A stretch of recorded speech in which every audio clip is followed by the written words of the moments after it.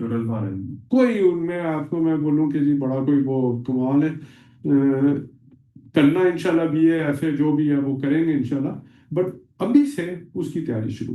तो ये ना, और एफए में काम कम होता है तो बंदा इधर उधर हर काम में पड़ जाता है, वो ना ठीक। तो अपनी वो जो है ना, और सबसे आसान है कि जी अपनी एफए, अच्छा ऑनलाइन भी होता है इसकी, ये जो तेरी है ना आईएलटीएस की ट्रेनिंग, उसकी ये ऑन। ये गूगल पे 10-10 घंटे की वीडियो पूरी तैयारी बताती हैं। अच्छा बताते हैं, ये वो लेनी शुरू। 3 टेस्ट है, एक लिसनिंग है, स्पीकिंग है और वो उसकी तैयारी शुरू, ऑनलाइन है, फ्री है, 10-10 घंटे। ऐसा पॉलिसी बना ले कि मैंने हर हफ्ते एक टेस्ट देना है, तैयारी कर। वो तेरी ठीक हो गई ना, इंशाल्लाह आगे भी तेरा ठीक हो जाएगा। प्रॉब्लम ये होती है, वो अभी आप लोग छोटे हो, आप लोगों का ये है कि यार अच्छा दोस्तों के साथ निकल जाए यार, वो निकलो, वो भी एक बहुत बड़ी, वो हमें वो नहीं समझते, वो भी एक बहुत बड़ी एक वो ट्रेनिंग होती है कि आप बाहर जाओगे, अलग लोगों से मिलोगे, आपको पता होगा लोगों से कैसे मिलना है, कौन सही है कौन खराब है कौन क्या है। दुनियादारी का भी तो हाँ, पता है। तो वो पता होना चाहिए, वो है। बट आप जो है ना अपना आईएलटीएस का, और दूसरा एक और दो काम, एक तो मेरी ये आईएलटीएस की ट्रेनिंग कर, और दूसरा कोई स्पोर्ट्स थी, कोई एक स्पोर्ट्स पकड़ ले। नहीं होता वो इसको, बाबा जी को बोल वॉक पर चल देते, जबरदस्ती नहीं, मैं वॉक जिम जाता हूँ। जाते हैं डेली। नहीं, अभी 1 वीक हुआ जाते हुए। अच्छा, जिम मुझे बहुत बोरिंग लगता है, मुझे नहीं मजा आता, बट वो जिम जाता हूँ। सो ये क्रिकेट और फुटबॉल वगैरह यही है। कभी कभी क्रिकेट भी खेल लेते हैं। और क्रिकेट भी ज्यादा चलती है। अब हॉकी में भी हम लोग बहुत, हॉकी बहुत खेलते ही नहीं, कोई मतलब हम देखा ही नहीं वो है। महंगा हो गया ना, आपको ग्राउंड जाना है, ग्राउंड के लिए करने हैं, वो एक पूरा उसका इशू है। एक दौर था कि हम खेलते थे हॉकी भी, हाँ हाँ, कराची में था मैं। पहले तो घास पर खेल लेते थे, कहीं भी यहाँ कंक्रीट पर लग के खेल लिया, हम अब वो हम तो गली में भी खेल लेते थे, हॉकियां हम ले आते थे, चलो जी। और वो दौर भी ऐसा था।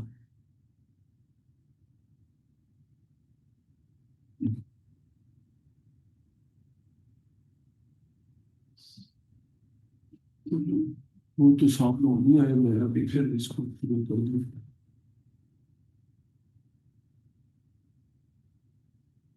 क्या था हम्म।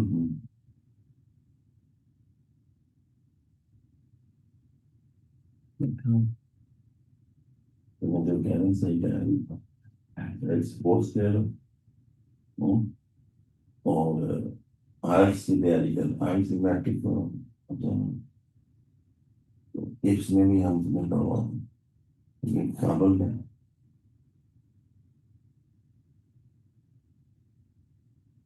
हम लोग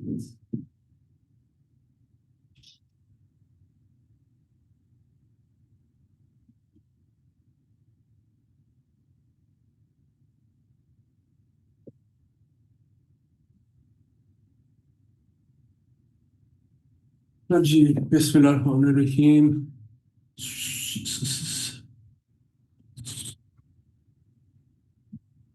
हाँ,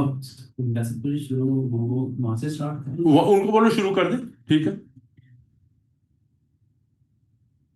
आपको उसकी वो प्रेजेंटेशन है या आपको दिलवा दो hard copy, hard copy? Hard copy हाँ मिल जाए तो उसमें।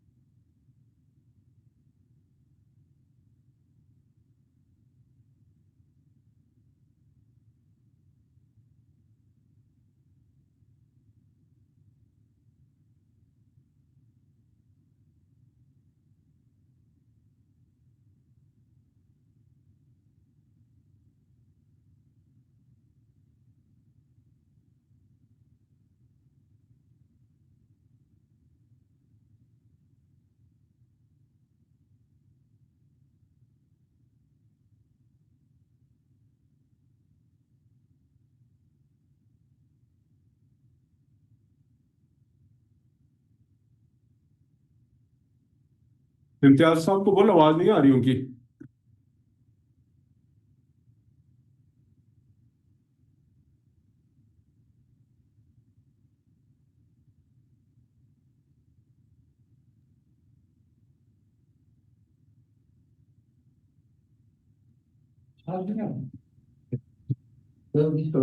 शुरू करेंगे, इसको आगे कैसे इधर से करेंगे?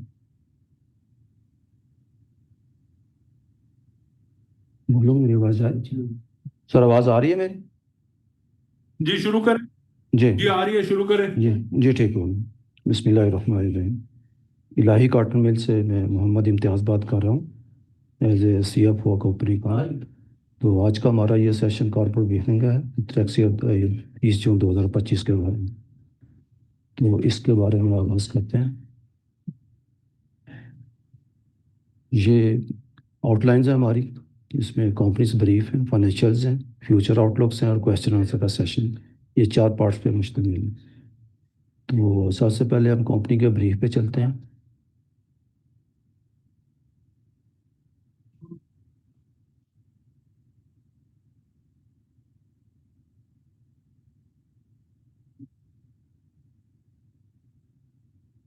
इसमें हम जो डिस्कस करेंगे ये 3-4 पार्ट्स हैं। इसके अंदर एक थोड़ा सा हिस्ट्री के बारे में बात करेंगे, मैनेजमेंट के बारे में बात करेंगे और विजन के बारे में बात करेंगे, लोकेशन का, मिशन का और लीगल स्ट्रक्चर इसके ऊपर बात करेंगे। तो बेसिकली थोड़ा सा हिस्ट्री की तरफ चलते हैं। तो ये इलाही कॉटन मिल जो है वो इनिशियली ढाका में ईस्ट पाकिस्तान में इस्टेब्लिश हुई थी 1970 में। तो जब ये ईस्ट पाकिस्तान और वेस्ट पाकिस्तान 71 में हुए तो इसके बाद फिर ये यहाँ पे पाकिस्तान में ट्रांसफ़र हो गई, वेस्ट पाकिस्तान में। तो इसकी जो मशीनरी थी वो इनिशियली कराची पोर्ट पे थी, वो 1 साल तकरीबन वहाँ पे पड़ी रही है। और इसके बाद क्योंकि ये यहाँ पे कोई प्रॉपर प्लेस अलाट नहीं हुई थी, जिसकी वजह से तकरीबन 1 साल के लगभग ये मशीनरी कराची पोर्ट पे पड़ी रही। उसके बाद यहाँ पे मंदरा पे हमें तहसील गुजराखान डिस्ट्रिक्ट रावलपिंडी में जगह मिली है, जिस पे ये फिर मिल इस्टेब्लिश हुई। तो ये 1973 में यहाँ पे फिर इसमें प्रोडक्शन स्टार्ट की। और इनिशियली इसको ये फिर 74 में कराची स्टॉक एक्सचेंज में लिस्ट हुई और उसके बाद फिर ये चलती है। तो 1980 में ये जो प्रेजेंट मैनेजमेंट है इसने इसको टेक ओवर किया था। और ये शुरू में इसके ऊपर काफ़ी चैलेंजेस थे, जिसकी वजह से ये कुछ अर्सा बंद भी रही शुरू में। अल्टीमेटली इसने फिर ये अपना प्रोडक्शन का प्रोसेस स्टार्ट कर दिया। तो ये इसकी थोड़ी सी हिस्ट्री थी इसके बारे में। अब टीम मैनेजमेंट के बारे में बताते हैं कि मैनेजमेंट में इसमें 7 मेंबर्स का बोर्ड है, जिसमें महबूब इलाही एज ए चीफ अपना चेयरमैन है कंपनी के, महफूज इलाही चीफ एग्जेक्टिव हैं, महमूद इलाही, अहमद शफ़ी, फर्रुख अहमद, अजीम अफजल हाशमी और मिसेस समीना बेगम, ये 5 डायरेक्टर्स हैं। तो Mahfooz Ilahi as a chief executive chairman जो है महबूब इलाही हैं। 2 कमेटीज़ हैं हमारी, एक ऑडिट कमेटी है, एक HRR कमेटी है। दोनों कमेटीज़ के 3-3 मेंबर्स हैं और दोनों कमेटियों के जो चेयरमैन हैं वो इंडिपेंडेंट डायरेक्टर्स हैं। अब इसका थोड़ा सा लोकेशन की तरफ चलते हैं। लोकेशन बेसिकली ये जोड़ियाँ एक विलेज है मंदरा के अंदर, वहाँ पे है ये चकवार रोड पे, तहसील गुजरखार में और डिस्ट्रिक्ट रावलपिंडी के अंदर। विजन का ये है कि बेसिकली इसकी डिटेल तो हमारी बैलेंस शीट में अवेलेबल है। तो हम सिंपली इसका ये है कि हम इसको प्रोफेशनली जो है ना, इसको प्योरली प्रोफेशनल ग्राउंड पे चलाना चाहते हैं और चला रहे हैं। और दूसरा ये है कि हम इस पे जो हमारी इंडस्ट्री है इसमें चाहते हैं कि हमारी गुड रेपुटेशन हो मार्केट में, अच्छी क्वालिटी का यार्न प्रोड्यूस करने की वजह से। तो ये इसका छोटा सा विजन। मिशन में यही है कि इसमें हम जो इसको ट्रांसफॉर्म कर रहे हैं कंपनी को मॉडर्न और डायनामिक यार्न मैन्युफैक्चरर के तौर पे, और प्रीमियम क्वालिटी यार्न प्रोडक्शन है, कस्टमर की सेटिस्फेक्शन है, वो फाइनेंशियली इसको साउंड फुटिंग पे स्टैंड करना है। इसके अलावा ये है कि जो शेयर होल्डर्स हैं उनको अर्निंग्स के डिस्ट्रीब्यूशन के ऊपर इंक्रीज़ का भी हमारे इसमें मिशन में शामिल है।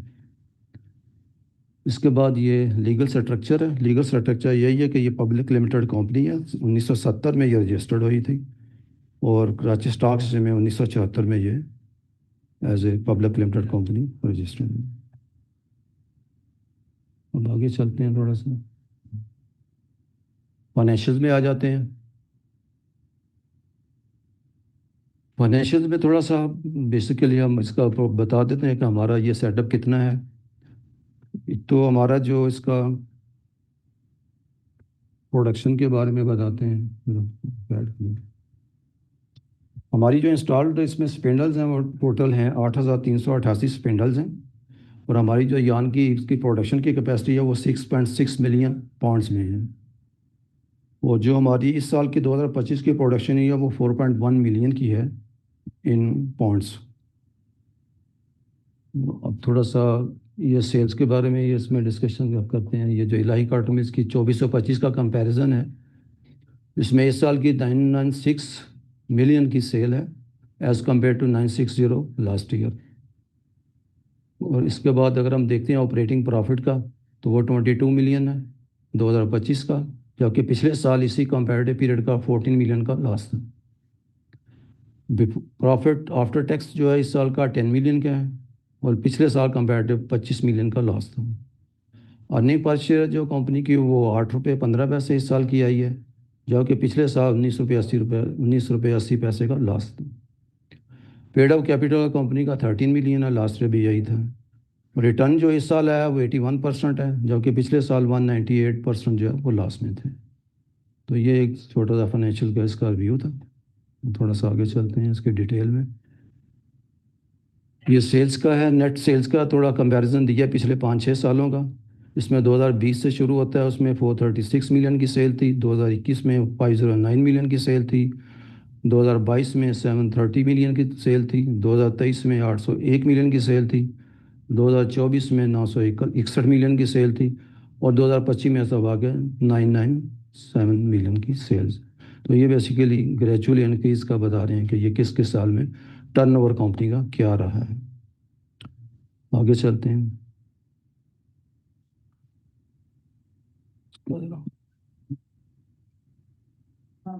ये 2 साल का कंपैरेटिव है करंट ईयर का, और है तो पिछले साल 2024 का। इसमें सेल्स का देख लीजिए, इसमें 996 मिलियन का सेल और 960 मिलियन का comparative. Cost of sale 954 million, last year 957 million. Gross profit 41 million. This meeting is being recorded. और पिछले साल का 2.7 मिलियन था।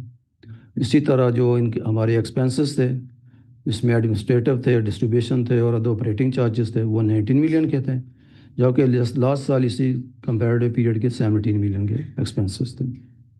ऑपरेटिंग प्रॉफिट 22 मिलियन का इस साल का, पिछले साल का 14 मिलियन का लॉस था। और ये प्रॉफिट बिफोर टैक्स जो था 23 मिलियन इस साल का है, पिछले साल का 14 मिलियन का लॉस था। प्रॉफिट आफ्टर टैक्स जो है वो 10 मिलियन का है, जबकि पिछले साल 26 मिलियन का। और आफ्टर टैक्स जो है वो 10 मिलियन आ गया, और इसका जो पिछले साल का था वो 25 मिलियन का लॉस आ गया। अर्निंग पर शेयर जो है वो इस साल की 8.15 है, जबकि पिछले साल ये लॉस में थी अर्निंग। अब इसमें बेसिकली देखें तो हमारा कॉस्ट ऑफ सेल पिछले साल का और इस साल का थोड़ा डिफरेंस है, जिसकी वजह से ये हमारा ग्रॉस प्रॉफिट बढ़ गया इस साल के अंदर। इस साल हमारा 4.18% एज़ कम्पेयर टू सेल है प्रॉफिट, और पिछले साल 0.28% था इसका 2024 के हिसाब से। तो बेसिकली ये जो चेंज आई है ये कॉस्ट ऑफ सेल की रिडक्शन की वजह से आई है। एक तो प्रोडक्शन इस साल में हमारी थोड़ी ज़्यादा है as compare to previous year, उस वजह से ये जो सेल हमारा जो टर्नओवर है ये बढ़ा है, और जो कॉस्ट ऑफ सेल है वो डिक्रीज़ हुई है। इसमें डिक्रीज होने की वजह ये है कि एक तो रॉ मटेरियल की कॉस्ट कुछ कम हुई है, और दूसरा जो इलेक्ट्रिसिटी है उसका यूनिट की कॉस्ट भी थोड़ी सी as compare to previous year कम हुई है, जिसकी वजह से ये हमारा gross profit as compare to last year बढ़ गया है। और जो नेट प्रॉफिट है उसके भी यही रीजंस हैं बढ़ने की, कि एक तो प्रोडक्शन का तो पिछले साल से हमारी तकरीबन 1 लाख की प्रोडक्शन पाउंड की ज़्यादा है और पिछले साल की निस्बत, और दूसरा ये है कि इसमें लॉस जो अपनी प्रोडक्शन कास्ट है वो इलेक्ट्रिसिटी और रॉ मटेरियल की वजह से कम हुई है, जिसकी वजह से हमारा इस साल का प्रॉफिट आएगा। आगे चलते हैं थोड़ा। ये कंपनी की बैलेंस शीट है। बैलेंस शीट में हमारे जो नॉन करंट एसेट्स हैं वो 180 मिलियन के इस साल के, लास्ट ईयर 183 मिलियन के थे। इसमें जो बेसिक रिडक्शन हुई है वो इस साल की जो डेप्रिसिएशन चार्ज हुई है ऑपरेटिंग फिक्स एसेट्स के ऊपर, उसकी वजह से ये कम हो गया as compare to previous year.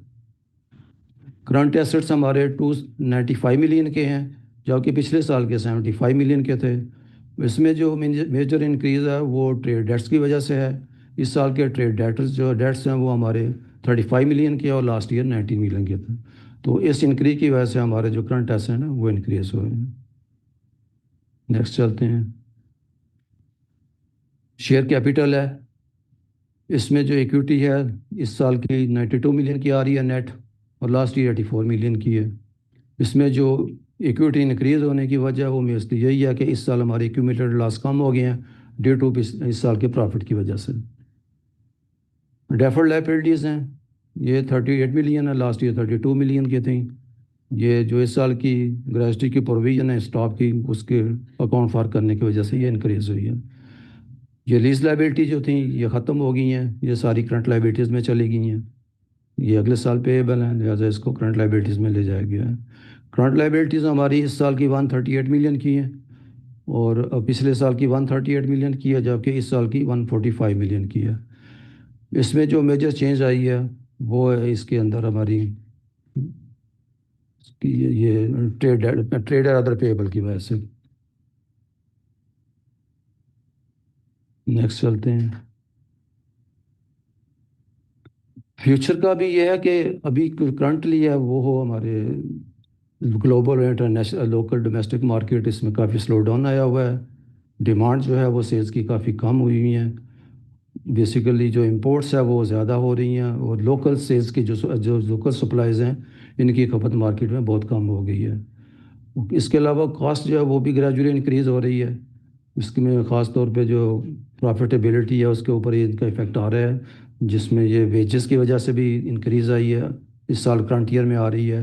Administration के खर्चे बढ़ रहे हैं, पैकिंग की कॉस्ट में चेंज आ रही है, ट्रांसपोर्टेशन के चेंजेस आ रही हैं। इसमें भी ट्रांसपोर्टेशन के जो टैक्सेस हैं उसको भी काफ़ी बढ़ा दिया। जो ये सर्विसेज आती थी 4% से 6% कर दिया गया, जिसकी वजह से ट्रांसपोर्टर ने भी अपनी कॉस्ट को बढ़ा दी। तो ये इसकी वजह से इसमें थोड़ा स्लो डाउन आया हो मार्केट में। बाकी ये है कि हम कोशिश कर रहे हैं कि इसके ऊपर कंट्रोल करें किसी तरह, और अपनी प्रॉफिटेबिलिटी को जो है वो बढ़ाएं। और इस सिलसिले में यही है कि हम जो सोलर सिस्टम इसको इंस्टॉल कर रहे हैं कंपनी के अंदर, कुछ तो हमने किया और मज़ीद अभी हमने 8 मिलियन की इन्वेस्टमेंट कर रहे हैं इसके ऊपर। इसकी इंस्टॉलेशन की वजह से हमारी बिजली की कास्ट कुछ कम हो जाएगी, और ये इंशाल्लाह प्रॉफिटेबिलिटी की तरफ हम चले जाएंगे मज़ीद। नेक्स्ट केस में अभी कुछ क्वेश्चन आंसर का है, ये किसी का क्वेश्चन है तो वो इसके ऊपर कर सकता है, जो किसी ने पूछना हो कोई क्वेश्चन तो।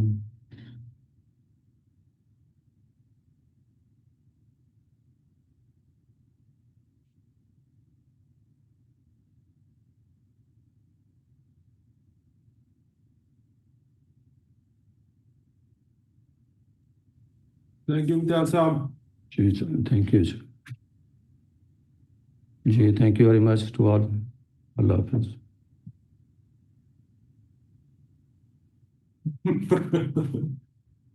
आपने कहा और कोई बंदा है नहीं? नहीं, कोई नहीं आता भाईजान। हाँ, ना कोई एनालिस्ट ना कोई। एक कोई आई है इधर, वो थी कोई लाइबा थी, कोई अस्कीर रिसर्च से। अच्छा, भी कोई वो उसमें तो उस समय वरना उनमें तो बहुत बड़ी कंपनियों में तो बहुत होता है ना भाईजान। उधर तो 500 बंदा आया हुआ होता है उधर, तो वो तो आवाज़ को क्या करती थी या ये यूजीडीसी। हाँ, ये तो बड़ी मैं तो आप वही देखे ना कि वो और वहाँ तो ऑनलाइन भी बहुत हाँ कोई कराची से लाओ। जी वो तो चीज पर होते हो। हाँ असल में वो इतनी छोटी कंपनी में वो इंटरेस्टेड नहीं हो। इंटरेस्टेड, उनको पता है इधर कुछ है ही नहीं, इधर कुछ देना ही वो तो। बड़ा अच्छा। हमारे वो एजीएम में आए थे तो उन्होंने बोला जी आप लोग एजीएम में आते हैं तो आपको वो आप रिन्यूमरेशन क्या देते हैं। क्या मैंने बोला जी कंपनी की साइज देंगे, हम तो कोई नहीं देते हैं। उन्होंने हमारे तो उसमें है ही नहीं। अच्छा जी हम चले जी चले। छोटी कंपनीज का तो ये है वो नहीं वो रिम्यूनरेशन तो कोई भी नहीं देता। देते नहीं देते आने तक कुछ भी नहीं देते। नहीं, बस ये कि चाय शाय पिला देंगे। The recording has stopped. अच्छा मैं This समझा meeting था is being recorded. The recording has stopped.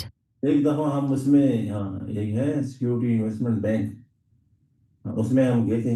अच्छा तो वो उनका ऑफिस था इधर I9 ना, अच्छा I10